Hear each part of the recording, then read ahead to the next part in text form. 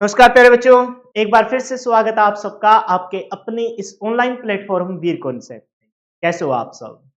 उम्मीद व आशा करते हैं कि सब स्वस्थ होंगे, मस्त होंगे और अपनी तैयारी को बहुत बेहतरीन तरीके से कर रहे होंगे। हम कर रहे हैं कंप्यूटर का डिटेल से सिलेबस और ये आज इसकी सेकंड चैप्टर की लास्ट क्लास है। सेकंड जो चैप्टर चल रहा है अपना आर्किटेक्चर ऑफ कंप्यूटर, उसको आज हम अच्छे से फिनिश कर चुके होंगे और फिर नया चैप्टर स्टार्ट करेंगे। कल की क्लास में हम पढ़ेंगे हम इनपुट आउटपुट, यानी कि हम फंडामेंटल ऑफ कंप्यूटर के एक और टॉपिक को उठा लेंगे। ये फंडामेंटल ऑफ कंप्यूटर चल रहा है जिसके अंदर 4 से 5 चैप्टर को हमें अच्छे से कवर करना होता है। इस क्लास में जो आज के टॉपिक रहेंगे वो मदरबोर्ड पे, क्योंकि आर्किटेक्चर ऑफ कंप्यूटर है और उसके तहत हम मदरबोर्ड पे लगे सभी कंपोनेंट्स को अच्छे से पढ़ रहे हैं।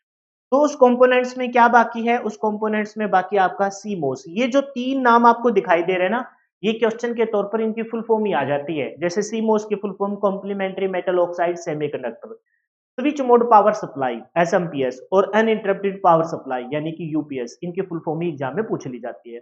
तो आज इसको अच्छे से कवर करके फिर मदरबोर्ड पे लगे जो मोस्ट इंपोर्टेंट कंपोनेंट थे उनको हम अच्छे से पढ़ चुके होंगे और उसी के साथ अपना सेकंड चैप्टर कंप्लीट हो जाएगा, that is architecture of computer, computer की बुनियादी संरचना। तो जो बच्चे दिल्ली पुलिस, यूपी पुलिस या एचएसएससी सीईटी मेंस की तैयारी कर रहे हैं उनको मैं बता दूं कंप्लीट और बिल्कुल डिटेल से इस लायक आपको बना दिया जाएगा। क्वेश्चन गलत होना तो दूर की बात, आप पढ़ाने के लायक हो जाएंगे इस सब्जेक्ट के। बस आपको मेरे साथ कहे अनुसार एक मेहनत करनी है, मेरे साथ एफर्ट्स लगाने हैं। क्लास की स्टार्टिंग में जब मैं रिवीजन कराता हूं उसको स्किप नहीं करना। क्लास के जस्ट बाद आपको पीडीएफ डाउनलोड करनी है, उसको रिवाइज करना है। 2 से 4 मिनट लगेंगे, ये टास्क करना ही करना है। और फिर इस टॉपिक से रिलेटेड जो मैं क्वेश्चन आपको प्रोवाइड करा रहा हूँ 20 से 25 क्वेश्चन इस क्लास से रिलेटेड, वो क्वेश्चन आपको प्रैक्टिस मस्ट है। और अब मैं उन क्वेश्चनों के साथ आपके आंसर भी देने लग गया, तो वो आपको टास्क करना है। उसके लिए आप हमारी ऐप पे जाइए, डिस्क्रिप्शन में लिंक है, वीर कॉन्सेप्ट से अपनी ऐप है, उस पे जाके एक कोर्स मैंने बना रखा है, बहुत ही नॉमिनल चार्ज है।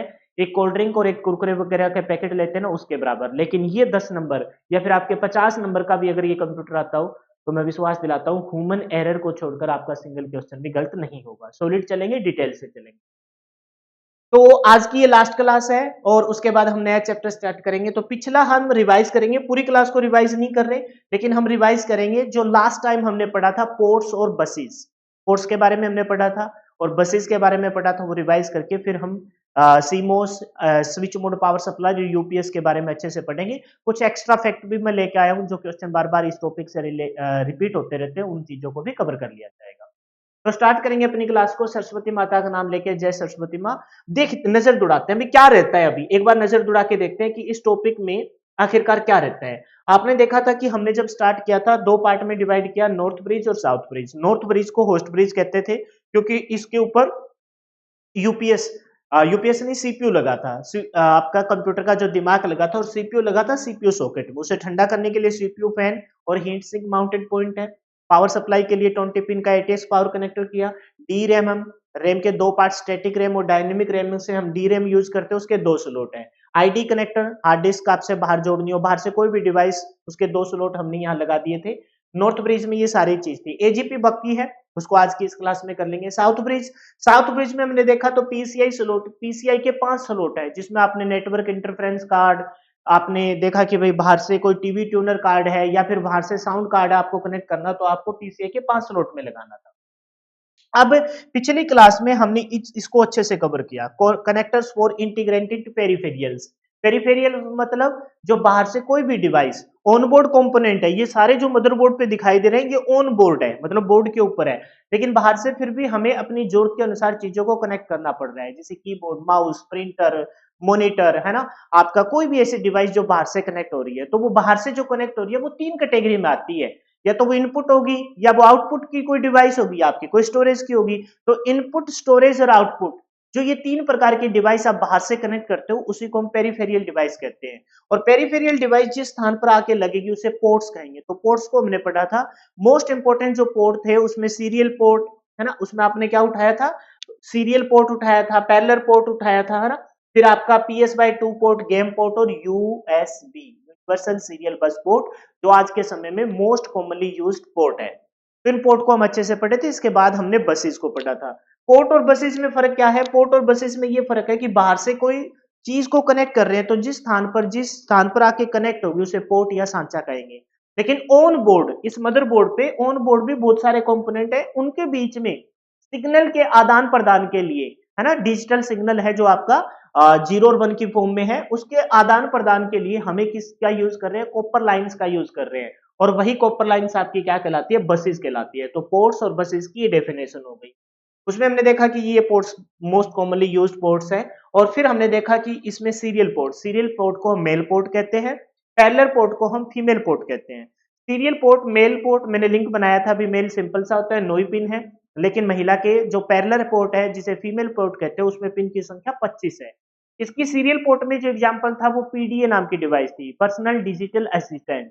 और पैरेलल पोर्ट में आपके प्रिंटर या कोई भी ड्राइवर, दिखाऊंगा सारा कुछ लेकिन मोटा मोटा आपको रिकॉल करा रहा हूँ, देखो देखते हैं आपको याद हो रहा है कि नहीं हो रहा। PS/2 पोर्ट, उसमें हमने देखा कीबोर्ड और माउस 6 पिन के माध्यम से हम कनेक्ट कर रहे थे। ग्रीन कलर की होल में जो आके वायर कनेक्ट हुआ वो आपका किसका है, माउस। मैंने लिंक बनाया था, माउस आपका ग्रीन घास खा सकता है, कीबोर्ड तो खा नहीं सकता। तो वो ग्रीन कलर के जाके कनेक्ट हुआ तो वहां पर 6 पिन है, वो आपका किसका है, कीबोर्ड का है, सॉरी माउस का है। और पर्पल कलर के होल में जाके जो वायर कनेक्ट हुआ है 6 पिन के माध्यम से, वो किसका आपका, वो है जी आपका कीबोर्ड का।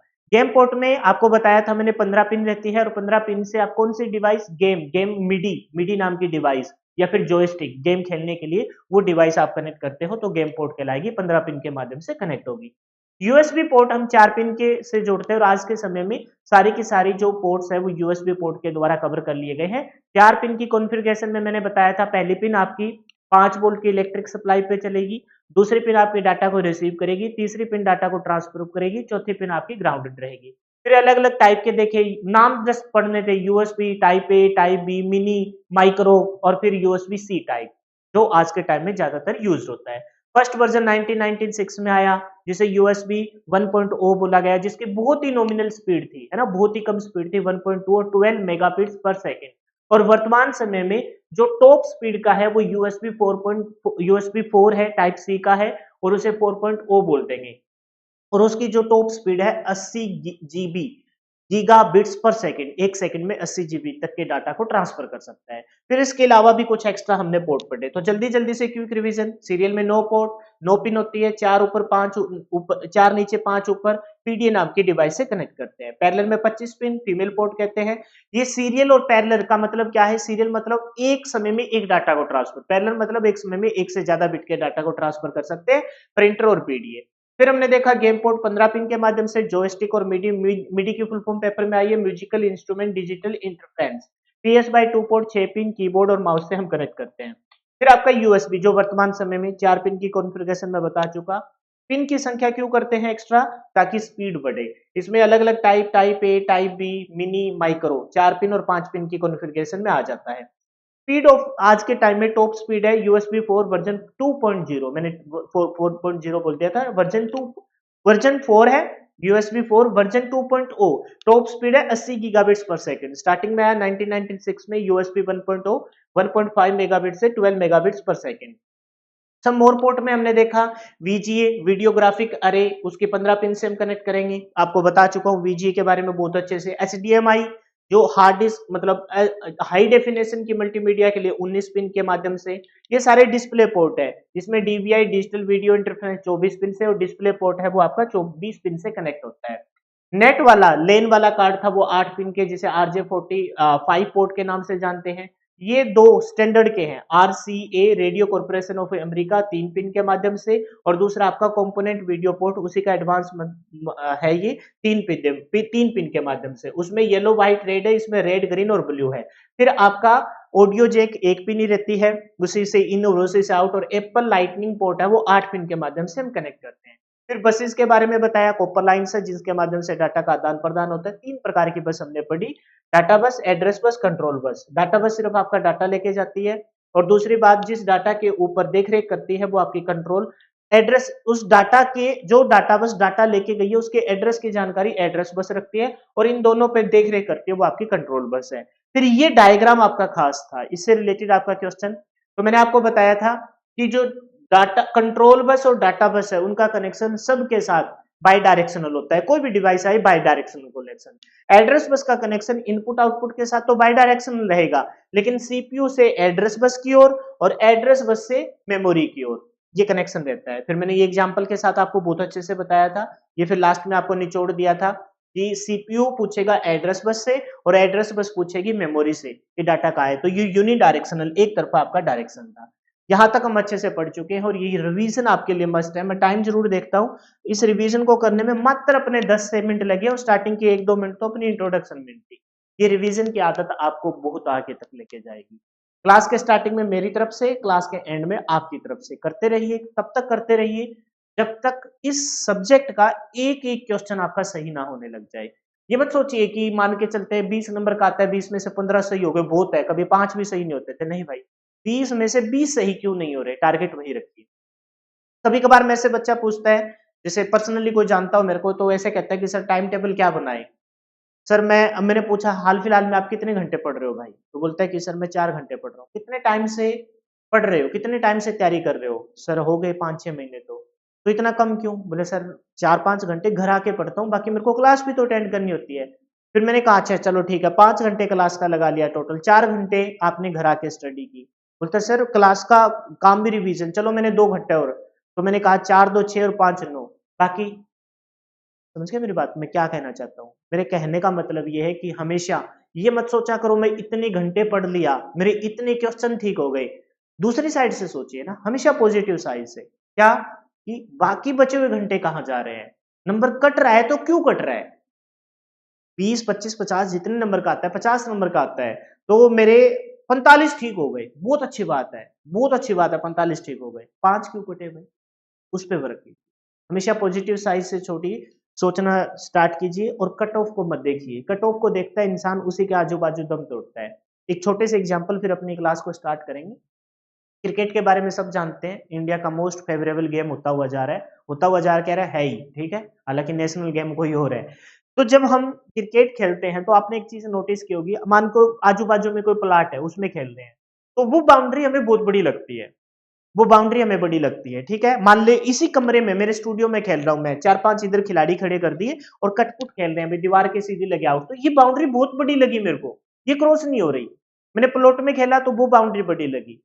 फिर मैंने थोड़ा और बड़ा, गांव के मतलब यही घर के नजदीक एक छोटा और अच्छा बड़ा प्लॉट है, मैंने उसमें खोला तो वो बाउंड्री बड़ी लगी। और एक दिन फाइनली जिस बड़े ग्राउंड में खेले तो वो बाउंड्री बड़ी। समझे क्या? नहीं समझे? समझने का मतलब ये कि आप हमेशा से ही बड़े ग्राउंड में खेलिए।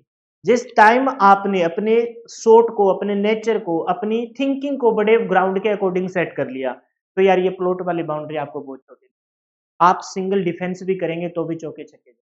कहने का मतलब ये है कि हमेशा पॉजिटिव साइड से ही सोचना है, टारगेट बटा बटा में होना चाहिए। ये मत सोचिए कि इतने सही हो गए बहुत है, ये सोचिए कि जो गलत हो गया वो क्यों हो गया। एग्जामिनर ने तो मेरे को 50 क्वेश्चन दिए थे और वो चाह रहा था कि 50 के 50 सही करके जाऊं, क्योंकि उसी एग्जाम में के पेपर में आपके सारे आंसर है। तो जब 45 के आंसर मेरे को मिल गए तो 5 के क्यों नहीं मिले? टारगेट ये रखिए, हमेशा पॉजिटिव सोचिए और विंडो बड़ी रखिए, ग्राउंड बड़े में खेलिए, तो छोटे में जिस दिन खेलोगे उस दिन कोई दिक्कत। दायरा बढ़ाइए, सोच को बढ़ाइए, टफनेस से इजी से टफनेस की तरफ जाइए, ना कि टफनेस से इजी की तरफ आओ, इजी से टफनेस की तरफ जाइए, ताकि जिस दिन इजी पेपर आया, इंटरमीडिएट और टफ भी आ गया तो उसके लिए भी हम रेडी है। अस्तर शस्त्र तैयार रखिए, ठीक है। तो लास्ट हम चल रहे हैं इस चैप्टर के और टॉपिक है जी स्विच मोड पावर सप्लाई। अब ये मच्छर आने स्टार्ट हो गए क्योंकि अब शाम का समय है ना, ठीक है, और भाई कहर बचा रखा है इन्होंने भी, इनका भी अपना एक राज है, तहलका है। स्विच मोड पावर सप्लाई, तो भाई एक तो इसकी फुल फॉर्म ही पेपर में पूछ ली जाती है, 3-4 मैंने बार बोल दिया, याद हो गई होगी, नहीं है तो याद कर लेंगे। SMPS switch mode power supply, switch mode power supply. अच्छा, इसी एसएमपीएस का एक नाम और भी है, इसे हम कहते हैं स्विचर। क्या कहते हैं? स्विचर। नेक्स्ट पेज पे मिलेगा आपको। कह रहे हैं कि एसएमपीएस एसी को डीसी में कन्वर्ट करता है, इसलिए एसएमपीएस को हम स्विचर कहते हैं। तो स्विचर नाम आ जाए या एसएमपीएस आ जाए, दोनों एक ही बात है, क्योंकि मोटा मोटा आपको पता ही लग गया होगा, क्योंकि अपना जो कंप्यूटर है वो डिजिटल कंप्यूटर है, ऑटोमेटिक डिजिटल इलेक्ट्रॉनिक्स का एक इक्विपमेंट डिजिटल कंप्यूटर है। जो आपका डिजिटल है तो नॉर्मल सी बात है, एसी पे ऑपरेट नहीं होगा, डीसी पे ऑपरेट होगा। डीसी पे ऑपरेट होगा, लेकिन अपने घरों में तो ऐसी सप्लाई आती है। हालांकि अपने जो इन्वर्टर बैटरी है वो क्या करता है, एसी को डीसी में कन्वर्ट करके और डीसी की बैटरी में स्टोर कर लेता है, सिंगल बैटरी डबल बैटरी जो भी है। और फिर से जब घर में सप्लाई कट हो जाती है तो वो इन्वर्टर फिर से डीसी को एसी में बदलता है और अपने घर के गैजेट्स इक्विपमेंट है वो चलने स्टार्ट हो जाते हैं। हालांकि घरों में एसी आती है अपने पोल से, लेकिन वो जो इन्वर्टर है वो एसी को डीसी में कन्वर्ट करके स्टोर कर लेता है, क्योंकि डीसी को स्टोर किया जा सकता है, एसी को स्टोर नहीं कर सकते। ठीक उसी प्रकार से घरों में तो एसी आ रही है, जबकि अपना कंप्यूटर तो डीसी पे चलता है। तो उस डीसी एसी को डीसी में बदलने के लिए हमने एक डिवाइस रखी, जिसका नाम है स्विच मोड पावर सप्लाई। नाम से पता चल गया, स्विच कर रही है ये। स्विच किसको कर रही है? एसी को डीसी में। तो switch mode power supply switch कर रही है एसी को डीसी में। इसी वजह से SMPS switch mode power supply का एक नाम क्या हो जाएगा? स्विचर हो जाएगा। इन्वर्ट करती है ही, स्विचर हो जाएगा। कंप्यूटर से जुड़े सभी घटकों को, सभी कंपोनेंट्स को पावर सप्लाई देती है। कंप्यूटर से जुड़े सभी कंपोनेंट्स को क्या देती है? पावर सप्लाई देता है। कौन देता है? एसएमपीएस। हमारे घरों में जो सप्लाई आती है वह एसी सप्लाई होती है, जबकि अपना कंप्यूटर डीसी सप्लाई पे ऑपरेट होता है। अपना कंप्यूटर किस पे ऑपरेट होता है? भी किस पे चलता है? डीसी सप्लाई पे चलता है। मदरबोर्ड के पीछे की तरफ एसएमपीएस नाम की एक डिवाइस होती है, जो एसी को डीसी में कन्वर्ट कर देती है। बहुत ही सिंपल सा है, यहाँ को मेरे को दिखाने की भी जरूरत नहीं है, मोटा मोटा पता ही लग गया कि भाई स्विच मोड पावर सप्लाई को स्विच कर रहा है। क्यों कर रहा है? क्यों जरूरत पड़ी? क्योंकि अपना कंप्यूटर एसी पे ना चलकर डीसी पे चलता है। घरों में एसी आती है तो एसी को डीसी में बदला जाएगा। मदरबोर्ड के पीछे की तरफ एक डिवाइस है, क्योंकि पीछे से ही हम पावर सप्लाई कनेक्ट कर रहे हैं। दिखा, मैं पॉसिबल हुआ तो दिखा भी सकता हूँ, लेकिन इतना कैमरा तो मेरा टर्न नहीं होगा, हालांकि 360 डिग्री है। कोई बात नहीं, फिर कभी दिखाऊंगा। तो पीछे से एक आपका पावर कनेक्टर, वो पावर सप्लाई आके जुड़ गई। वो कहाँ जुड़ी? एसएमपीएस, है ना, पिन के माध्यम से वो कनेक्ट हो गई। कनेक्ट जहां से कनेक्ट हो रही है उसे हम पोर्ट कहेंगे। तो वो क्या कर देगा? वो इस एसी को डीसी में कन्वर्ट कर देगा। क्लियर है? बहुत ही सिंपल सा है। फिर कह रहा है कि एसएमपीएस एसी को डीसी में कन्वर्ट करता है। एसी को डीसी में कन्वर्ट करता है, इसलिए एसएमपीएस को स्विचर के नाम से भी जाना जाता है। स्विचर बोलिए, एसएमपीएस बोलिए, दोनों का एक ही मतलब है, switch mode power supply. Switch mode power supply, है ना, पावर सप्लाई। ये पावर सप्लाई ही आपका क्या है? यही आपका स्विचर है। अरे बाबा, ना बड़ा क्या है? आपका स्विचर है। स्विच है, स्विच मोड पावर सप्लाई आपका क्या है? स्विचर है। एसएमपीएस मदरबोर्ड से कितने पिन के, जहां से कनेक्ट तो करना ही पड़ेगा भाई, क्योंकि ऑन बोर्ड तो है नहीं है कोई, बाहर से हमको पावर सप्लाई देनी है। तो ऑन बोर्ड आपको सर एक आपका पावर सप्लाई, तो एटीएक्स पावर कनेक्टर क्या था भाई? वो पावर कनेक्टर है। वो आपके मदरबोर्ड पे सभी कंपोनेंट्स को पावर सप्लाई देता है, लेकिन उसको कन्वर्ट तो करना पड़ेगा ना, उसको कन्वर्ट तो करना पड़ेगा। तो कन्वर्ट करने के लिए हमने एसएमपीएस लगाया। सप्लाई तो आ गई, लेकिन उस सप्लाई को, वो तो सप्लाई जो आ रही है वो क्या आ रही है? वो आपकी एसी आ रही है। उस एसी को किस में कन्वर्ट करना पड़ेगा? डीसी में। तो एसएमपीएस मदरबोर्ड पे 4 पिन के माध्यम से, कितने पिन के माध्यम से कनेक्ट होता है? 4 पिन के माध्यम से कनेक्ट होता है।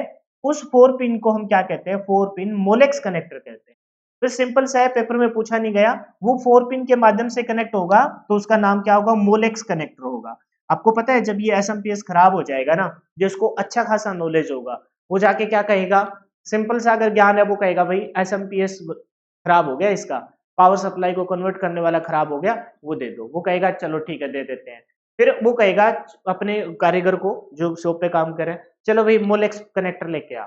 आप कहेंगे हाँ, हमारा तो ये खराब हुआ और ये मोलेक्स बना मंगा रहा है। तो भाई वो जो 4 पिन का मोलेक्स कनेक्टर मंगा रहा है ना, वही आपका क्या है? वही आपका वो स्थान है जहां पर आपका एसएमपीएस आपका कनेक्ट होगा। क्योंकि पिन ज्यादातर हम चार्जिंग वाले पोर्ट में क्या खराब होता है? पिन ही खराब होती है। इसी वजह से हम पोर्ट को बदलते हैं। बोलता है ना भाई, चार्जिंग करने वाला स्थान खराब हो गया, पोर्ट खराब हो गया, है ना, इसके कनेक्टर खराब हो गए। तो वो जो 4 पिन का मोलेक्स कनेक्टर है, वो आपके एसएमपीएस को मदरबोर्ड से कनेक्ट करता है। तो एसएमपीएस मदरबोर्ड से 4 पिन मोलेक्स कनेक्टर के माध्यम से जुड़ता है। बेनिफिट क्या है इसका? सुरक्षा क्या है? एसएमपीएस यह सुनिश्चित करता है कि कंप्यूटर के घटकों को स्थिर और सुरक्षित वोल्टेज मिले, जिससे वह खराब ना हो। क्योंकि हमारे जो आती है वो हाई वोल्टेज होती है। हाई वोल्टेज कौन सी होती है? हाई वोल्टेज एसी सप्लाई होती है। हाई वोल्टेज एसी सप्लाई को आपका जो एसएमपीएस है वो किस में बदल देगा? लो वोल्टेज डीसी सप्लाई में बदल देगा। और ये बदलने वाली डिवाइस आपकी क्या है? इसके पेन का साइज थोड़ा सा बढ़ा दिया है। ये बदलने वाली डिवाइस क्या है? स्विच मोड पावर सप्लाई है। स्विच मोड पावर सप्लाई है, एसएमपीएस है। जो कितने पिन के माध्यम से कनेक्ट होता है? तो हम ध्यान रखेंगे 4 पिन के माध्यम से कनेक्ट होता है, जिसका नाम क्या है? Molex connector. हर कनेक्टर के हमने नाम रख दिए। जैसे सीरियल वाले में हमने देखा 9 पिन है, पैरेलल वाले में 25 पिन है, ठीक है, हमने गेम पोर्ट वाले में 15 पिन है, PS/2 में 6 पिन है, यूएसबी में 4 पिन है। ठीक उसी प्रकार से 4 पिन का एक और है, जो आज के समय में यूएसबी ही बोला जाता है, लेकिन इसका एक पर्टिकुलर नाम है एसएमपीएस का 4 पिन का मोलेक्स कनेक्टर। जो हाई वोल्टेज एसी सप्लाई को लो वोल्टेज डीसी सप्लाई में कन्वर्ट कर देगा और लो वोल्टेज डीसी सप्लाई पे ही अपने ऑपरेट होते हैं। मैक्सिमम जो वोल्टेज चाहिए 12 वोल्ट का वो सीपीयू को चाहिए, या सीपीयू जैसी ऐसी कोई बेहतरीन डिवाइस जिसके ऊपर लोड ज्यादा है उसको चाहिए, अदरवाइज आपके 3.3 से लेकर 12 वोल्ट के बीच में सारे के सारे ऑपरेट हो जाते हैं। क्लियर है भाई? आगे बढ़ जाएं। नेक्स्ट है जी आपका यूपीएस। मैंने क्या कहा, फुल फॉर्म ही एग्जाम में पूछ ली जाती है। एसएमपीएस का अन्य नाम, एसएमपीएस की फुल फॉर्म, एसएमपीएस अपना क्या मेन मोटिव है उसका लगाने का। तो ये क्वेश्चन ही बेसिक क्वेश्चन है, हालांकि मैंने क्या कहा कि ज्यादातर तो फुल फॉर्म से रिलेटेड ही क्वेश्चन बन जाता है। नेक्स्ट जो फुल फॉर्म आपको ध्यान रखनी है वो है आपको UPS, uninterrupted power supply, uninterrupted power supply. अब देखिए कितना खास है, हमें लगेगा कि भाई अनइंटरप्टेड पावर सप्लाई, इंटरप्टेड मतलब जिसमें बाधा आ जाए और अनइंटरप्टेड मतलब जिसमें बाधाएं ना आए।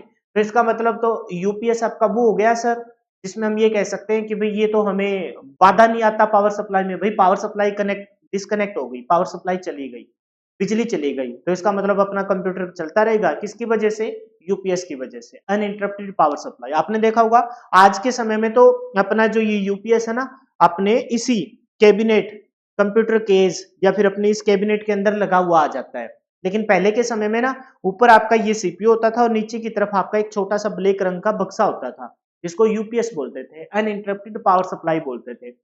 मेरे को भी जिस टाइम तक मैंने इसको डिटेल से इस सब्जेक्ट को कवर नहीं किया था तब तक मेरे को यही लगता था कि भाई ये यूपीएस है, ये बैटरी बैकअप के तौर पर काम आता है। ये अनइंटरप्टेड पावर सप्लाई नाम से आइडिया लग जाता है।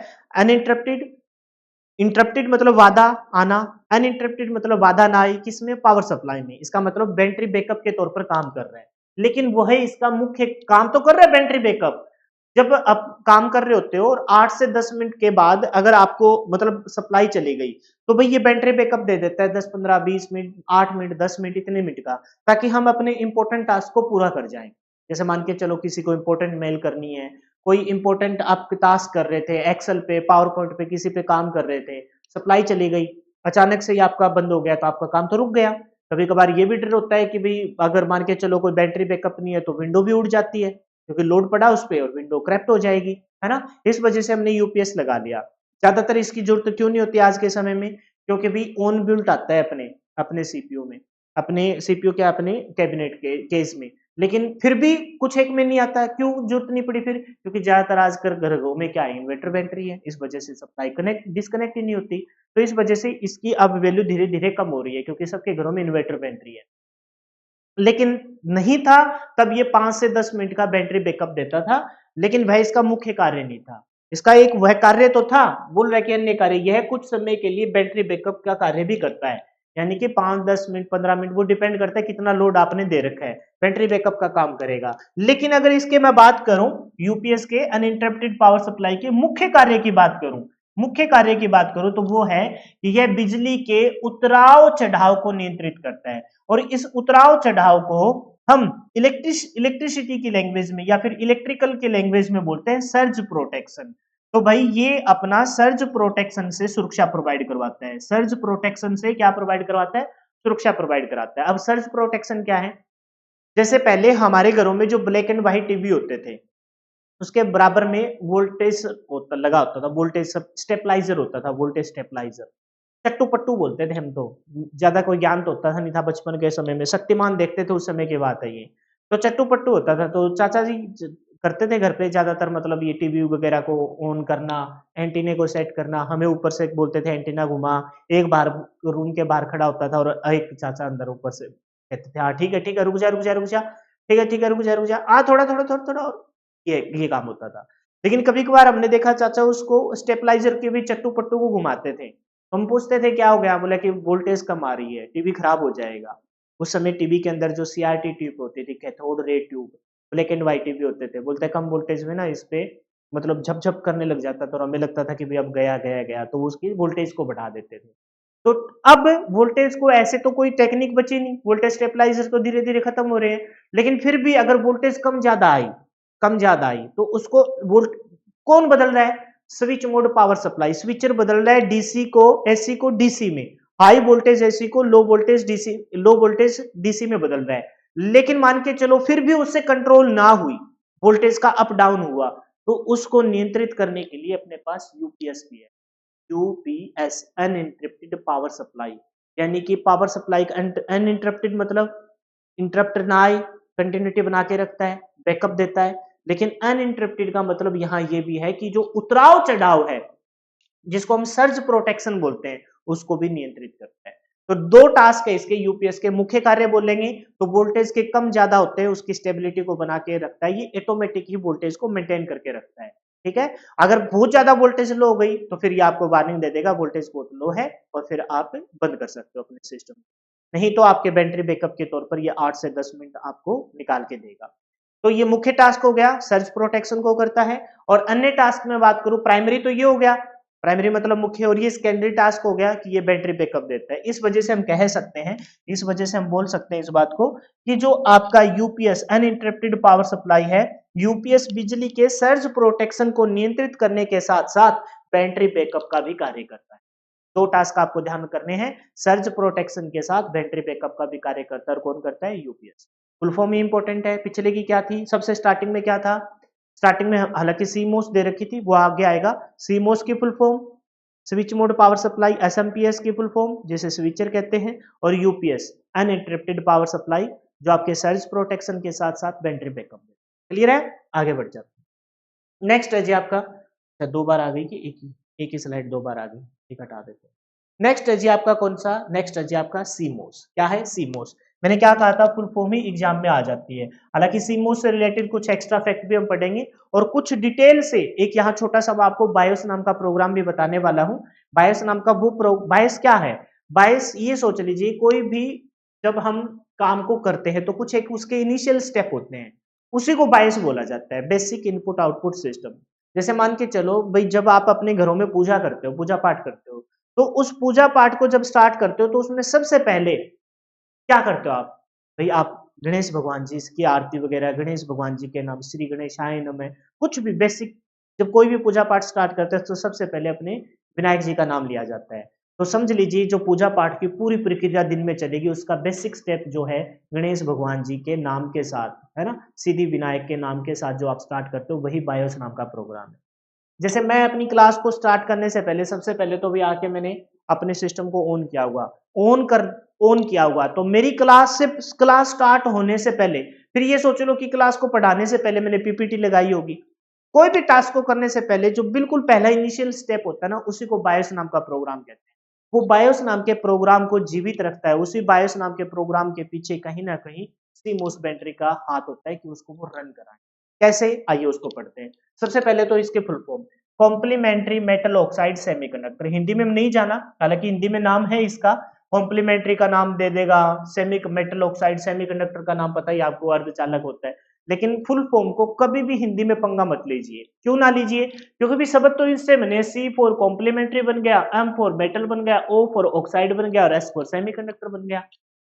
तो इस वजह से कभी भी इनके नाम को हमें हिंदी में नहीं देखना चाहिए, इंग्लिश से याद करिए। और आसान है ना, नाम से इनके आइडिया मिल जाता है, कॉम्प्लीमेंट्री मेटल ऑक्साइड सेमीकंडक्टर, इसके फुल फॉर्म। ये एक पावर सप्लाई है। पावर सप्लाई सर हो क्या रहा है? हमने अलग अलग पावर सप्लाई देखी, हमने 20 पिन का ATX पावर कनेक्टर देखा, एडवांस टेक्नोलॉजी स्टैंडर्ड के नाम से। आपने कहा था कि मदरबोर्ड पे लगे सभी कंपोनेंट को पावर सप्लाई देता है। फिर आपने एक बीच में लगा दिया आपका SMPS, फिर आपने UPS लगा दिया। सबके अपने अपने टास्क है, सबका अपना अपना रोल है, लेकिन थोड़ा थोड़ा थोड़ा थोड़ा अंतर आता रहता है। ठीक है, और मच्छर बहुत ज्यादा हो रहे हैं, है ना। आज की क्लास को रोकूंगा नहीं, लेकिन मैं देख लेता हूँ, क्योंकि मोटा मोटा आधा घंटा हो गया। आधा घंटे में मेरे को पूरी करनी पड़ेगी, क्योंकि फिर ये पूरा कमरा ही भर जाएगा मच्छरों से। ठीक है, हालांकि चारों तरफ से बंद कर रखा है, लेकिन वो कह रहे इनका भी एक तहलका है। मजा आता है ये बात देख के भी, ये सबका एक अपनी अपनी वैल्यू है। जैसे अपने आज के ये पावर सप्लाई वाले की अपनी अपनी वैल्यू। तो ये है क्या फिर? ये है भाई पावर सप्लाई जो सिस्टम को लोग को जीवित रखता है। मोस्ट इंपोर्टेंट सब बताइए, ये एक पावर सप्लाई है, ये एक पावर सप्लाई है। कहने का मतलब ये है कि और चीजें तो हमने लाइव कनेक्ट की है, लाइव आपने करंट स्विच से बोर्ड लगाया, ऑन किया और आ गई। ये तो हो गई 8% की आपकी पावर सप्लाई। कुछ एक पावर सप्लाई है जो हम स्टोर करके भी रखते हैं। जैसे मान के चलो घरों में आपकी इन्वर्टर बैटरी है, वो भी तो एक स्टोरेज पावर सप्लाई है ना, स्टोर है, डीसी के तौर पर स्टोर है। मान के चलो एक दिन लाइट ही नहीं आई, तो आज के टाइम में तो इलेक्ट्रिसिटी आपकी बेसिक नीड है। बहुत सारे टास्क आपके वहीं रुक जाते हैं। तो घर में इन्वर्टर बैटरी है तो वो आपको बैकअप देता है। बिना अब इसके भी काम चलता है ये देखो, लेकिन ये सिर्फ कहने का मतलब है कि भाई आज के समय में नीड हो गई है। आज नहीं तो कल सबके घरों में इन्वर्टर बैटरी आपको नज़र आएँगी। ठीक है, ठीक इसी प्रकार से अपनी बॉडी, आज हमने खाना नहीं खाया तो क्या शाम तक अपनी मौत हो जाएगी? नहीं, अपनी बॉडी के अंदर बहुत सारा कार्बोहाइड्रेट, वसा, प्रोटीन सब कुछ स्टोर होता है, वो यूज़ करेगी। रोज़ा वगैरह रखते हैं जो ज़्यादा लंबे होते हैं, व्रत वगैरह रखते हैं, नवरात्र रखते हैं, मैंने पीछे रखे थे अभी। तो क्या मैं बिल्कुल ही डेड हो गया था? नहीं, कुछ स्टोर एनर्जी शरीर की यूज़ हो रही थी, फिर भी कोई ख़ास फ़र्क नहीं पड़ा, थोड़ा बहुत हल्का-फुल्का कम हुआ है। तो कहने का मतलब ये है कि अपने मदरबोर्ड पे जो कंपोनेंट है, पावर सप्लाई हमने स्विच ऑफ कर दिया, शट डाउन कर दिया, उसके बाद भी उनको कुछ न कुछ जीवित रखना होता है। क्यों रखना होता है पता है? क्योंकि जब हम अपने सिस्टम को 1 दिन बाद, 2 दिन बाद, 10 दिन बाद, हफ्ते बाद, 20 दिन, साल, 2 साल, 5 साल, 10 साल बाद भी अगर ऑन करेंगे, 10 साल तो खैर ज़्यादा समय हो गया, कहीं सीमोस भी अपनी डेट ना हो जाए, लेकिन थोड़े समय के बाद जब हम ऑन करेंगे, तो हम देखेंगे कि इसकी टाइम और डेट अपने आप से अपडेट है। अपडेट, अपडेट मतलब ऑन डेट, वही अपडेट है। तो वो पता है किस वजह से होता है? वो इस वजह से होता है कि जो अपनी एक बैटरी, जो ये छोटा-सा एक सेल नज़र आता है आपको, लिथियम का लिथियम की बैटरी होती है ये। ध्यान रखना, पूछा नहीं गया, पूछ सकता है कि सीमोस बैटरी कौन से मटेरियल का यूज़ करके, सिरेमिक मटेरियल लिथियम, लिथियम का यूज़ करके बनी होती है। तो लिथियम की ये बैटरी होती है, लिथियम बैटरी है जिसे सीमोस कहते हैं। वो अपने कंपोनेंट्स में एक चीज़ को जीवित रखती है जिसे हम सिस्टम क्लॉक कहते हैं। अब ये सिस्टम क्लॉक क्या है? सिस्टम क्लॉक के बारे में कहता है, सिस्टम क्लॉक के बारे में क्या कहता है? इसी के माध्यम से अपने सिस्टम में टाइम और डेट दोनों क्या रहते हैं? अपडेट रहते हैं, अप टू डेट रहते हैं। यानी कि सिस्टम क्लॉक क्या है? सिस्टम, तेरा क्या सिस्टम है भाई? सिस्टम का मतलब ये है कि टाइम और डेट प्रेजेंट में रखे। जैसे मेरे को कभी, मैं मान के चलो भगवान ना करे कुछ ऐसा हो, मैं मूर्छित हो गया तो उठ के मेरे को ये ना पूछना पड़े कि भाई कितना समय बीत गया, कितने दिन बीत गए, कोमा में चला गया मान लो, मैं उठा 3 साल के बाद, मैं उठ के कहूँ किसी को, बताओ भाई आज कौन सी तारीख है, कितने साल हो गए, मैं कहाँ था, क्या था, दाढ़ी बड़ी बड़ी हुई थी, ऐसा ना बोलना पड़े। अगर मैं उठ के 3 साल बाद भी उठा और मैंने कहा अच्छा आज 2028 है, आज मंगलवार है, अच्छा 11वें महीने की 15 तारीख है, इसका मतलब मेरा सिस्टम क्लॉक अभी भी जीवित था, क्योंकि इस सिस्टम क्लॉक को लगातार कौन बैटरी सप्लाई दे रहा था? सीमोस, जो आपकी लिथियम की बैटरी थी वो आपकी पावर सप्लाई दे रही थी। आप कोमा में चले जाते हो लेकिन आपकी सीमोस बैटरी चलती रहती है, और वो पता है आपका क्या है? आपका हार्ट है, जो आपकी पावर सप्लाई कंटिन्यूटी देता रहता है, ब्लड के माध्यम से ऑक्सीजन आपके माइंड तक भेजता रहता है, इसी वजह से आप जीवित रहते हो। समझ गए इस बात को? तो आपका जिस प्रकार से हार्ट, आप सो भी जाते हो, उठते हो सुबह तो भी आप जीवित ही मिलते हो।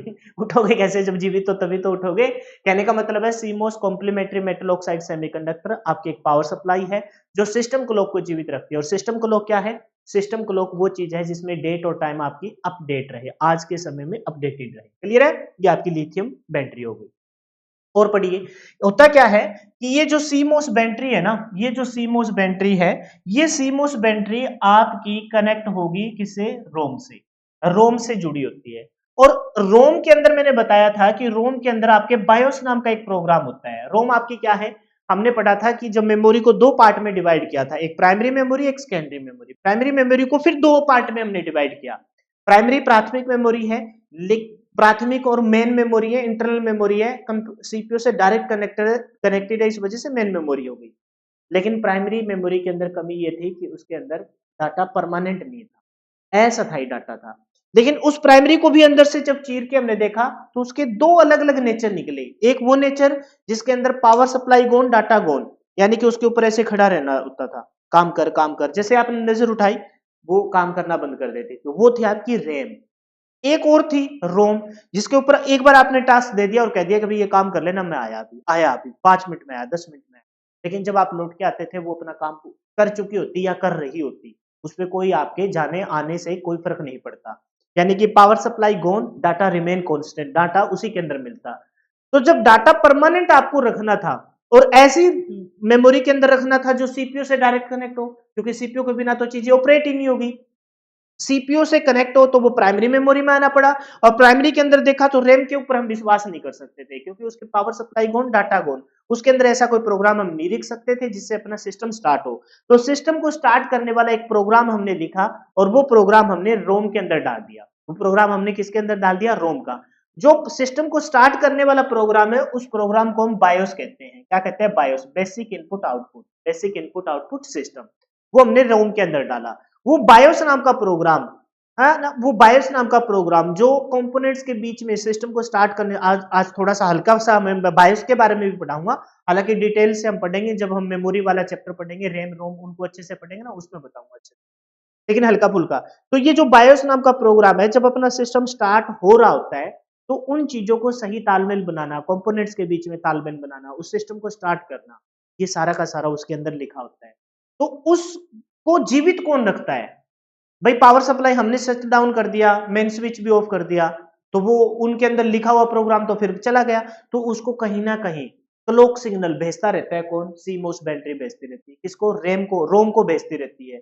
उस रोम के अंदर बायोस नाम का प्रोग्राम होता है, वो जीवित रहता है। और वही बायोस नाम का प्रोग्राम, वही जो रोम के अंदर जो आप लगातार कॉम्प्लीमेंट्री मेटल ऑक्साइड सेमीकंडक्टर से सप्लाई दे रहे हो, तो वो अपने किसको जीवित रखती है, वो अपने जीवित रखती है सिस्टम क्लॉक को। और सिस्टम क्लॉक अगर जीवित रहेगा, इसका मतलब क्या है, आपकी डेट और टाइम क्या रहेंगे, अप टू डेट रहे, अप टू डेट रहे।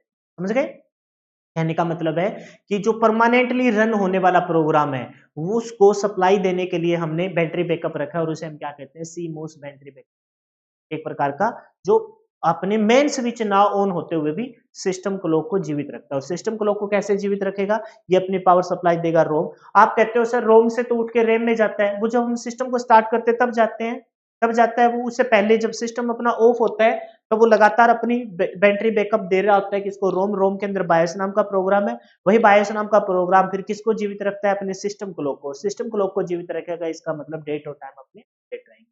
यह मदरबोर्ड पे एक चिप होती है जिससे BIOS, basic input output system की सेटिंग्स व कंप्यूटर के हार्डवेयर की जानकारी स्टोर होती है, ताकि अपना सिस्टम स्टार्ट हो जाए। जानकारी होगी तभी तो, ये प्रोग्राम हो गया, जानकारी का मतलब एक प्रकार का प्रोग्राम हो गया। यह सुनिश्चित करती है कि कंप्यूटर को हर बार शुरू होने पर हार्डवेयर को दोबारा से जांच करनी न पड़े। कहने का मतलब यह है कि हमें ये ना देखना पड़े, जैसे हमने स्विच ऑन किया फिर उसके बाद में आपने यहाँ पर मेन जो बटन होता है अपने कैबिनेट पे उसको ऑन कर दिया तो अपना सिस्टम स्टार्ट हो जाता है। इसके अलावा तो कोई टास्क नहीं करने पड़े। क्यों नहीं करने पड़े, क्योंकि हमने इसके अंदर एक परमानेंट प्रोग्राम रखा है रोम के अंदर, बायोस नाम का। वो अपने सारे हार्डवेयर को खुद से ऑटोमेटिक ही जांच करेगा और सिस्टम को ऑन कर देगा। और जब ऑन करेंगे तो आप पाओगे कि डेट और टाइम बिल्कुल सेट है, ऑन द टाइम है, ऑन वही डेट है जो आज की डेट है। वो इस वजह से है क्योंकि सी मोस्ट बैटरी बैकअप आपका पीछे से काम कर रहा था, जो लगातार पावर सप्लाई रोम को, बायोस नाम के प्रोग्राम को दे रहा था, जिससे सिस्टम को लोग जीवित। सीमोस क्लॉक जनरेटर के माध्यम से, ये एक प्रकार की प्रक्रिया है, डिटेल से नहीं जाने की जरूरत कि क्लॉक जनरेटर क्या है, बस हमें पढ़ना है। जो काम का था वो मैं बता चुका, फुल फॉर्म, और सिस्टम क्लॉक को जीवित रखता है। बायोस नाम के बारे में थोड़ा सा हम पढ़ लेंगे, लेकिन ध्यान रखेंगे कि सीमोस क्लॉक जनरेटर के माध्यम से synchronous synchronous clock signal synchronous clock signal generate करता है, जो सभी घटकों के बीच में तालमेल बना के रखता है, सभी कंपोनेंट्स के बीच में तालमेल बना के रखता है। तो ये क्या है, सिंक्रोनियस क्लॉक सिग्नल क्या है, ये होता है भाई वो सिग्नल जो चीजों के बीच में तालमेल बनाए। जैसे मैं अब यहाँ पढ़ा रहा हूं तो मेरे बॉडी के गेस्चर उसी अनुसार बोले बताए जा रहे हैं जिस प्रकार से मैं बोल रहा हूं। तो ये सिग्नल कौन भेज रहा है, ये मेरा माइंड भेज रहा है। समझ गए इस बात को। जब मैं पेन से लिखूंगा राम, तो मेरा पेन अपने हाथ को राम की तरफ ये अक्षर क्यों लिख रहा है, क्योंकि अब मेरे पहले से मैं प्रैक्टिस कर चुका, ये एक रीजन। दूसरी बात, कहीं ना कहीं 8% में मेरा माइंड भी तो भेज रहा होगा ना भी, आ रे ऐसा लिखा जाएगा, आ की मात्रा ऐसी, मैं ऐसा, और ऊपर ये है ना रेखा ऐसे बनेगी, तभी तो चल रहा है। ठीक उसी प्रकार से सिंक्रोनस क्लॉक सिग्नल जो क्लॉक जनरेटर के द्वारा भेजे जा रहे हैं, इसका मतलब ये है कि भाई वो आपके हार्डवेयर जो कंपोनेंट है मदरबोर्ड के ऊपर, उनके बीच में तालमेल बनेगा, कौन सा कंपोनेंट कब काम करना है कब। कहने का मतलब है कि सबको, जैसे अपने शरीर में बॉडी ऑर्गन है, हमने खाना खाया उसके बाद कौन सा ऑर्गन पहले काम करेगा, कौन सा बाद में करेगा, कौन सा खाना पचने के बाद करेगा, कौन फिर एंजाइम वगैरह, कौन आपके हार्मोन वगैरह रिलीज करेगा, खाना डाइजेस्ट हो जाएगा, फिर सुबह के टाइम हम फ्रेश होके आएंगे, तब कौन से ऑर्गन किस प्रकार से काम। कहने का मतलब एक पूरा सिस्टमेटिक ढंग से चल रहा है। तो वही सिस्टमेटिक ढंग को चलाने के लिए सी मोस्ट बैटरी बैकअप है, वो क्लॉक जनरेटर के माध्यम से सिंक्रोनियस क्लॉक सिग्नल जनरेट करता है। समझ गए, तालमेल बनाने वाले सिग्नल को जनरेट करता है, ताकि सभी घटकों के बीच में तालमेल बना रहे, और जब हम अपने सिस्टम को स्टार्ट करें तो स्टार्ट हो जाए। समझ गए इस बात को? क्लियर है? तो सीमोस क्या है? सीमोस आपकी कॉम्प्लीमेंट्री मेटल ऑक्साइड सेमीकंडक्टर जो सिस्टम को लाइव रखता है। सिस्टम को लाइव रखने का मतलब डेट और टाइम को अपडेट रखना। वो कैसे होता है कि सीमोस आपका पावर सप्लाई देता है आपकी किसको? रोम को। रोम के अंदर होता है बायस नाम का प्रोग्राम, जिसको परमानेंट प्रोग्राम होता है जो हार्डवेयर को इन सब के बीच में सिस्टमेटिक ढंग से रन करवाता है ताकि अपना सिस्टम ऑन हो जाए और उससे अपनी सिस्टम को लाइव रहे। ये बस जस्ट पढ़ना है, इस पे इतना ज्यादा जोर देने की जरूरत नहीं है। ठीक है, आगे बढ़िए। अब बात करते हैं, हमने मोटा-मोटा तो देख लिया कि भाई ये बायोस नाम का प्रोग्राम है, ठीक है? लेकिन हालांकि डिटेल से मैं बहुत अच्छे से पढ़ाऊंगा, लेकिन मैंने फिर भी यहाँ कोशिश की है कि बच्चे के माइंड के ऊपर से ना चला जाए, क्योंकि देखो एक टीचर के ऊपर ना बहुत प्रेशर होता है। आप समझने की कोशिश करना, बच्चे ना 1 सेकंड लगाते हैं कमेंट करने के, नहीं समझ में आया, लेकिन मैं बहुत बहुत चीजों को ऑब्जर्व करता हूँ। मैं देखता हूँ कि भाई यार ये चीज अब यहाँ बताई गई तो बच्चे को शायद ये उससे रिलेटेड कोई फैक्ट अगर मेरे पास नहीं होंगे तो शायद उसके ऊपर से चला जाए। इस वजह से ना कुछ एक चीजें बीच में इंक्लूड करनी होती है, और वो इंक्लूड इस वजह से करनी होती है क्योंकि भाई उस जो चीज मेरे को बतानी थी उससे रिलेटेड कुछ फैक्ट में अगर मैं बता दूंगा ना तो फिर वो अच्छे से माइंड में सेट हो जाता है। हालांकि ये टॉपिक अपना यहाँ का नहीं है, मैंने पहले ही बता दिया, ये मैं बहुत अच्छे से डिटेल से आपको रैम रोम कराऊंगा तब बताऊंगा, लेकिन अभी बताया है कि सिस्टम को लोग कैसे जीवित रहती है, तो इस वजह से मेरे को मजबूरन ये लेके आना पड़ा। और हो सकता है कि जैसे आपने आज कोई जो बच्चा फर्स्ट टाइम मेरे से कंप्यूटर पढ़ रहा है, देखो खाली किताब में खाली नोटबुक में लिखना बहुत आसान होता है, लेकिन ऑलरेडी उसमें कुछ लिखा हो ना, फिर कुछ बेहतरीन लिखने के लिए तो पिछले वाले अक्षर है ना थोड़ा सा अड़के बैठ जाते हैं। कहने का मतलब ये है कि अगर आपने किसी टीचर से पढ़ा है और आपने बेहतरीन नहीं पढ़ा हुआ, हर कोई अपनी तरफ से बेस्ट कराता है और बेस्ट ही होता है, लेकिन फिर भी अगर कोई बात पहले से आपके माइंड में है, अगर आपको लगता है कि उसके सारे मेरे क्वेश्चन सही हो रहे हैं तो नो डाउट वो सही है, फिर आप एक्स्ट्रा चीजें जो मैं नहीं बता रहा हूं आपने पहले से नहीं जानी उसको इंक्लूड कीजिए। या फिर आपने पहले जो सीखा है उससे बात नहीं बनी, उतने क्वेश्चन अटेम्प्ट नहीं हुए, या फिर कहीं ना कहीं उस टीचर की लैंग्वेज का इशू रहा होगा, समझाने का तरीका रहा होगा और आप निपुण नहीं हो, तो फिर आप उसको कॉपी को अपने खाली कीजिए, कोरा कागज लेके आइए ताकि मेरे को लिखते टाइम उसमें कोई जोर ना आए। कहने का मतलब यह है कि अगर आपके माइंड में पहले से कुछ भरा हुआ है तो उसको खाली कर दीजिए। अब ट्रस्ट दिखाया है, मैं विश्वास दिलाता हूं, आप अपने इस भाई पे ट्रस्ट कीजिए, मैं क्वेश्चन गलत नहीं होने दूंगा। थोड़ा टाइम लेता हूं, मैं क्लासेस ज्यादा देता हूं, लेकिन इसके पीछे एक मकसद ये होता है कि मैं निचोड़ देता हूं चीजों को, है ना। ये कोई तारीफ नहीं है, ये एक अपना आप देखोगे कि शायद हो सकता है मैं इसको और कोई टीचर है उसको 1.5 या 2 महीने में पूरा कर दे, मैं हो सकता है इसको 2, 2.25 महीने तक ले जाऊं, लेकिन उसके बाद देखने की जरूरत नहीं पड़ेगी। और दूसरी बात, मेरी खुद की स्ट्रेटजी ये रही है, हो सकता है कि 15-20 दिन बाद आपका एग्जाम हो, तो देखो इतने में तो मैं कुछ कर नहीं सकता, लेकिन परले नहीं होती, हर कोई ना कोई 5-6 महीने बाद पेपर आता है। एक बार किसी सब्जेक्ट को डीप पढ़ लीजिए, सॉलिड पढ़ लीजिए, टॉपिक को कवर कर लीजिए, उसके बाद उस टॉपिक से रिलेटेड अगर आपका क्वेश्चन गलत हो रहा है ना तो कहीं ना कहीं आपकी कमी है, अदरवाइज उस टॉपिक जो टॉपिक आपने कर लिया उससे रिलेटेड क्वेश्चन गलत नहीं होना चाहिए, चाहे कितना भी डीप आए। तो मेरे कहने का ओवरऑल ये भावार्थ ये था कि भाई आपको खाली पेज लेके आना है मेरे पास, और जैसे मैं बता रहा हूँ वैसे करते हुए चलना है।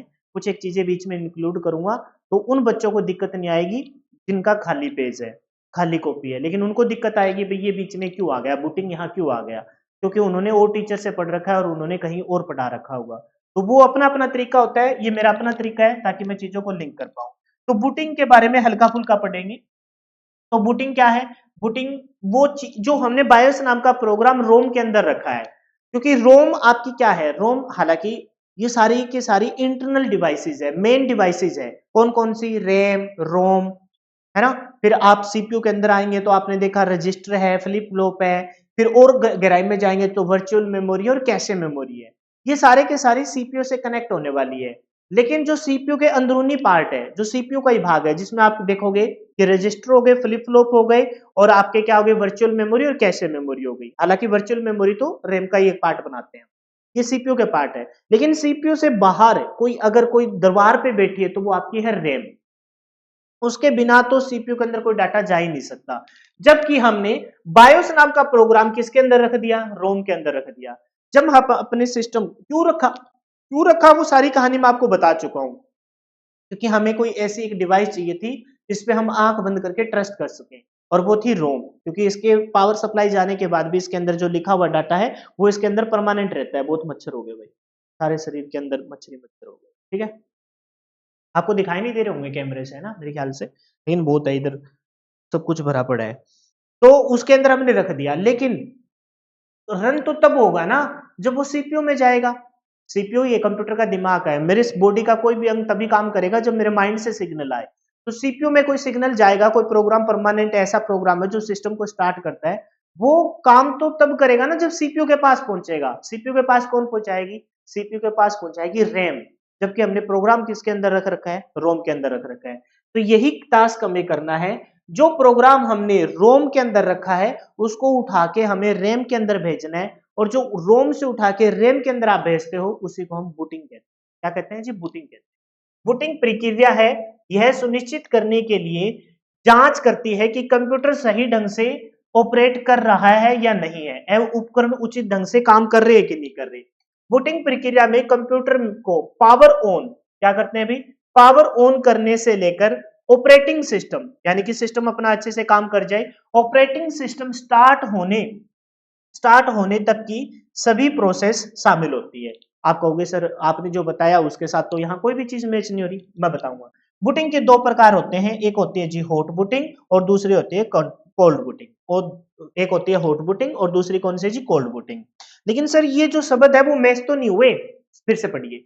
बूटिंग प्रक्रिया यह सुनिश्चित करने के लिए जांच करती है कि कंप्यूटर सही ढंग से ऑपरेट कर रहा है कि नहीं कर रहा। ये काम कब होगा? जब अपना सिस्टम ऑन हो। भाई मैंने यहाँ आके अपना ऑन किया, ऑन करने के बाद अपने यहाँ पीपीटी लगाई, क्लास तो तब स्टार्ट करूंगा ना जब ये मेरा, कभी कभार आपने देखा होगा बोर्ड हैंग हो जाता है, बोर्ड हैंग हो जाता है और मैं ऐसे लिख रहा हूँ लेकिन कुछ आ ही नहीं रहा, इसका मतलब अपना सिस्टम काम नहीं कर रहा। तो सिस्टम काम कब करेगा? जब सही तरीके से ऑन हो जाए। तो बूटिंग प्रक्रिया में यह सुनिश्चित करना होता है कि कंप्यूटर सही ढंग से ऑपरेट हो रहा है कि नहीं हो रहा, एवं उपकरण उचित ढंग से जुड़े हैं या नहीं है। वो कौन वो कौन देता है? पोस्ट नाम का एक सिग्नल आता है, पोस्ट नाम का आएगा, अभी आगे पढ़ते रहिए आप। ठीक है, तो बूटिंग प्रक्रिया में कंप्यूटर को पावर ऑन कब होगी? जब बायोस नाम का प्रोग्राम रोम से उठ के किस में जाए? रैम में जाए, तभी आपकी पावर ऑन होगी। पावर ऑन करने से लेकर operating system start. Operating system क्या है? अब आप कहोगे सर अब आप ऑपरेटिंग सिस्टम को भी बताएंगे? नहीं, ऑपरेटिंग सिस्टम ऐसे समझ लीजिए कि एक प्रकार का कैसे बताऊं मैं तुम, अपनी बॉडी से रिलेट करते हैं। आप उठे सुबह, आपने उठ के सबसे पहले ना, जैसे हमारे यहाँ हिंदू धर्म में ज्यादातर ये होता है, सुबह उठने अपनी धरती पे पांव रखने से पहले, है ना, ऐसे आंखों खोलने से पहले अपने ऐसे हाथों को गर्म करके रगड़ के ऐसे, और ऐसे बोला जाता है कि विष्णु भगवान, लक्ष्मी माता, और फिर ऐसे पूरे शरीर पे एक पॉजिटिव एनर्जी का संचार होता है।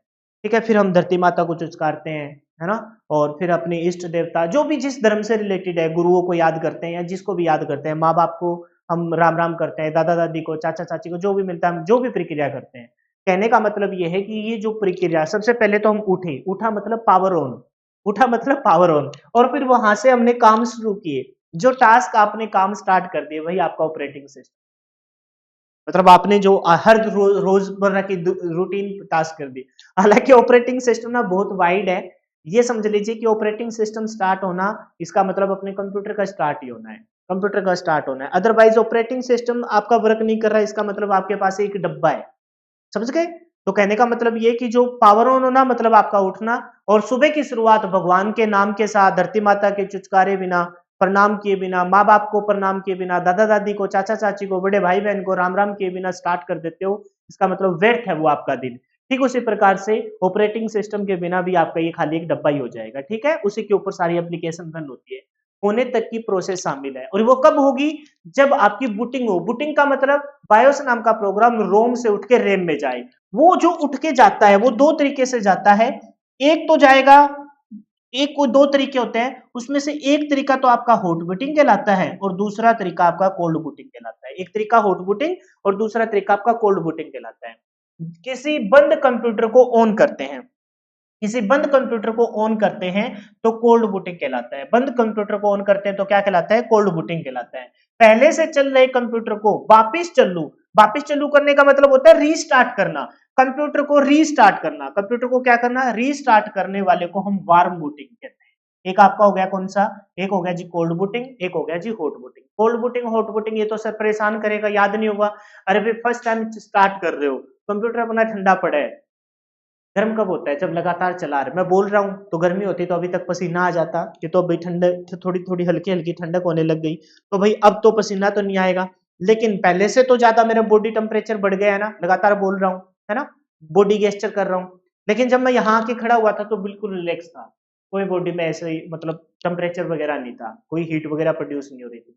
जब सिस्टम को स्टार्ट करते हैं तो सारे कंपोनेंट ठंडे होते हैं, है ना, मामला ठंडा है, उसको कहेंगे कोल्ड बूटिंग।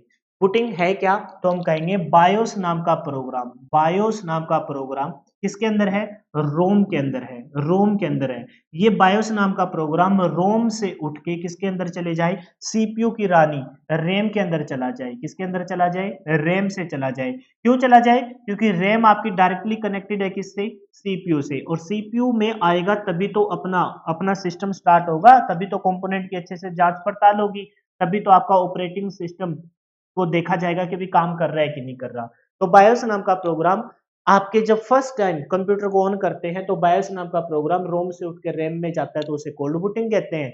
और जब सिस्टम चल रहा हो, आपको लग रहा है कि भाई यार थोड़ा सा ना सिस्टम स्लो हो रहा है, तो रीस्टार्ट करते हैं, हैंग हो गया रीस्टार्ट करते हैं, है ना, हैंग हो गया, मोस्ट इंपोर्टेंट क्वेश्चन है ये जो शॉर्टकट की लिख रखी है, रीस्टार्ट करते हैं। तो रीस्टार्ट करेंगे तब हम क्या करेंगे, रीस्टार्ट करते हैं तो हम उस बूटिंग को बोलते हैं, क्योंकि कंपोनेंट ऑलरेडी रनिंग में है, मतलब गर्म हो रखे, तो उसको हम बोलते हैं हॉट बूटिंग। क्या बोलते हैं, हॉट बूटिंग या वार्म बूटिंग, क्या बोला जाएगा इसे, हॉट बूटिंग, या फिर क्या बोला जाता है, वार्म बूटिंग के नाम से जानते हैं। और उसमें चलते हुए सिस्टम में फिर से हम जैसे रिफ्रेश करते हैं, उसी प्रकार से हम चलते हुए सिस्टम में फिर से जो बायोस नाम का परमानेंट प्रोग्राम था उसको फिर से उठा के रोम से रैम में भेजते हैं, फिर से सीपीयू के पास आता है, और अब एक फिर से नई शुरुआत हो जाती है। तब जब जागो तब सवेरा, यानी कि पीछे जो सिस्टम हैंग हो रहा था, लेगिंग ले रहा था, प्रोसेसिंग में समय ले रहा था, रिस्टार्ट कर दिया, हैंग हो गया था, रिस्टार्ट हमने कर दिया, तब फिर से रीस्टार्ट करने का मतलब बायोस नाम का प्रोग्राम फिर से हमने रोम से रैम में जाके लिखा,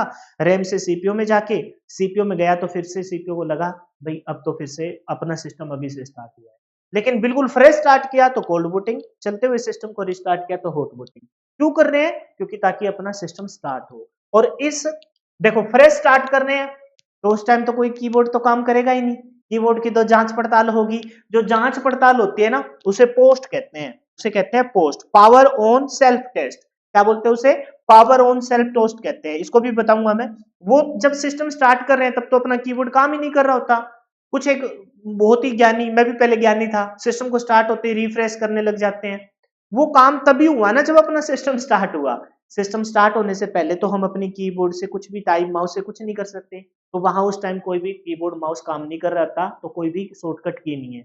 लेकिन सिस्टम चल रहा है, हैंग हो रहा है, लेगिंग ले रहा है, तब हम रीस्टार्ट करते हैं, या फिर हम अपने कीबोर्ड से रीस्टार्ट करते हैं, मतलब माउस के प्रयोग से, या फिर अपने कीबोर्ड से आप एक की का भी प्रयोग कर सकते हो, control plus Alt plus delete दबा दोगे तो आपकी ये क्या हो जाएगी, तब आपकी ये हो जाएगी जी आपकी रीस्टार्ट, यानी कि आपकी क्या हो गई, हॉट बूटिंग हो गई। क्या हो गई, ये हॉट बूटिंग हो गई, रीस्टार्ट हो गया सिस्टम, अपना क्या हो जाएगा, रीस्टार्ट हो जाएगा। ये जो सिस्टम रीस्टार्ट हुआ है कंट्रोल पर, ये शॉर्टकट की है, इसे याद कर लेना, ये जो रीस्टार्ट हुआ है control plus Alt plus delete से, ये वाली कौन सी बूटिंग है, तो हम कहेंगे ये आपकी हॉट बूटिंग है, या आपकी वार्म बूटिंग है, हॉट बूटिंग या फिर इसे वार्म बूटिंग कहा जाता है। बताइए ये बात समझ में आई कि नहीं आई।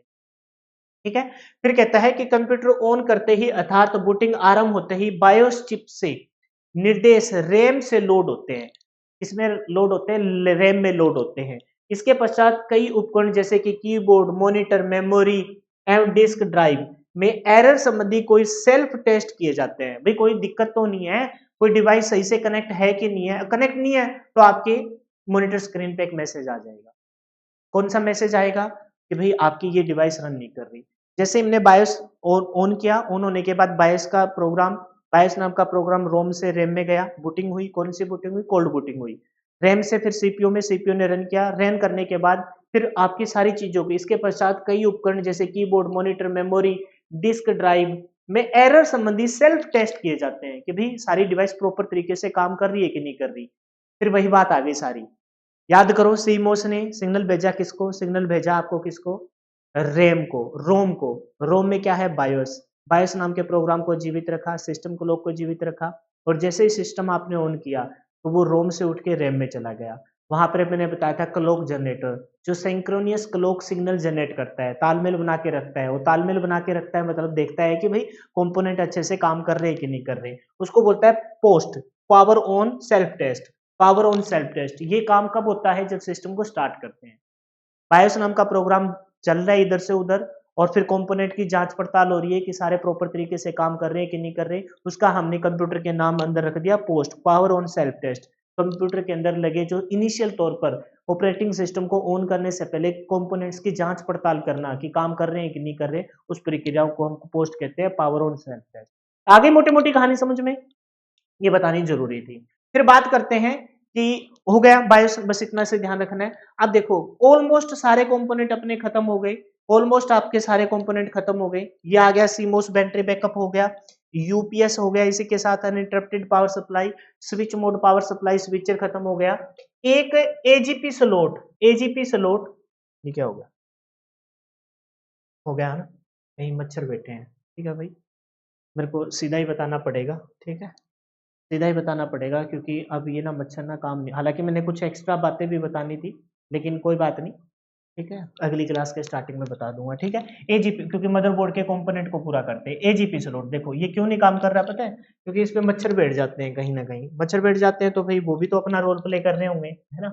एजीपी स्लॉट, एजीपी स्लॉट तो फुल फॉर्म क्या है, एजीपी की फुल फॉर्म है accelerated graphic port, accelerated graphic port. ये पुराने समय में मदरबोर्ड पे यूज किया जाता था, लेकिन आज के समय पे इसी एजीपी स्लॉट को किसने रिप्लेस कर दिया, PCI, peripheral component interconnected slot ने रिप्लेस कर दिया। यह पुराने मदरबोर्ड पर एक एक्सपेंशन स्लॉट है, जिसका उपयोग ग्राफिक कार्ड को, जिसका उपयोग किसको जोड़ने के लिए, ग्राफिक कार्ड को, लेकिन ग्राफिक कार्ड को हम नए वाले, और इसके बिना मेरे को मजा नहीं आएगा, नए वाले जो अपने स्लॉट है, नए वाले जो पीसीआई स्लॉट है उसमें हम जोड़ रहे हैं ग्राफिक कार्ड को, जोड़ रहे थे ना ग्राफिक कार्ड को, बताया था मैंने सारा। सीपीयू से डायरेक्ट मॉनिटर स्क्रीन पे नहीं जाएगी, पहले ग्राफिक कार्ड, फिर ग्राफिक कार्ड से वीजीए केबल के माध्यम से ग्राफिक कार्ड को जोड़ने के लिए किया जाता था, ताकि 3D, ताकि 3D है ना, या फिर एचडी वीडियो को बेहतरीन तरीके से प्रदर्शित किया जाए, उनको प्रोसेस किया जाए, क्योंकि वीजी केबल आपकी क्या है, एचडीएमआई केबल को रिप्रेजेंट करता है ना, जो 15 पिन के माध्यम से, 25 पिन के माध्यम से, 24 पिन के माध्यम से आए थे ना अलग अलग पिन। यह पारंपरिक पीसीआई स्लॉट की तुलना में बहुत तेज डाटा ट्रांसफर करता था। ये जो पहले जो यूज करते थे ना, बहुत तेज डाटा ट्रांसफर दर से प्रदान करता था, लेकिन कह रहा है कि आधुनिक कंप्यूटर में अब यह अप्रचलित है, इसकी जगह पर क्या आ गए हैं, पीसीआई, पीसीआई ने जगह ले लिया है, पीसीआई एक्सटेंशन ने जगह ले ली है, पीसीआई के 5 स्लॉट पे काम आ रहा है। कहने का मतलब है एजीपी की फुल फॉर्म ध्यान रख लेना, एजीपी है एक्सिलरेटेड ग्राफिक पोर्ट, किसको कनेक्ट करने के लिए, ग्राफिक पोर्ट को कनेक्ट करने के लिए प्रयोग में लाया जाता था, और वर्तमान समय में इसकी जगह पर हम क्या करते हैं, पीसीआई स्लॉट का प्रयोग करते हैं। क्लियर है भाई। तो ये अब एक बार फिर से हम जाते हैं उसी मदरबोर्ड पे और देखते हैं क्या कोई कंपोनेंट बचा है क्या। मेरे ख्याल से जो इस डायग्राम में आपको दिखाई दे रहे हैं, एजीपी स्लॉट भी पूरा हो गया,